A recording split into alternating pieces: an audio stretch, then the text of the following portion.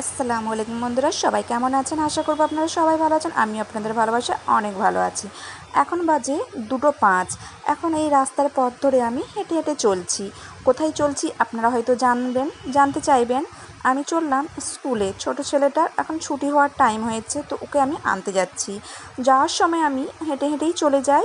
বাড়ি থেকে খুব একটা দূরে নয়, 20 থেকে 25 মিনিট আমার টাইম লাগে। তো সেটা আমি হাঁটতেই বেশি পছন্দ করি, তো ওই টাইমটা আমি হেঁটে হেঁটেই আনতে যাই। তারপর যখন বাচ্চাকে ফেরত নিয়ে আসি তখন আমি টোটোয় করে নিই।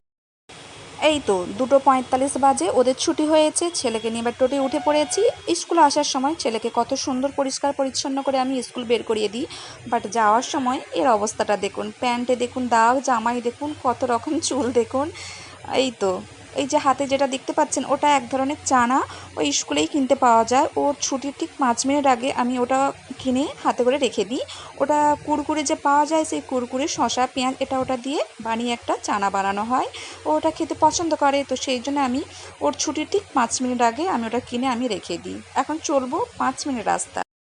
স্কুলে যাওয়ার সময় হেঁটে যেতে আমার 20 থেকে 25 মিনিট টাইম লেগেছিল, কিন্তু বাড়িতে পৌঁছতে টোটোতে করে 5 মিনিটের মধ্যে পৌঁছে গেলাম। এই তো বাড়ি চলে এলাম আমি আর আমার ছেলে দেখুন হাসিটা দেখুন। ও এক এক করে সব জামা কাপড় সব খুলবে, খোলার পর হাত মুখ ধোবে। তো এই তো, এখন ভীষণ গরম লাগছে, বাট রাত হলে খুব ঠান্ডা, হালকা হালকা ঠান্ডা লাগে। ঠান্ডা চলে আসছে। তো বন্ধুরা, ভালো লাগলে লাইক কমেন্ট শেয়ার করতে ভুলবে না। বাই, খোদা হাফেজ।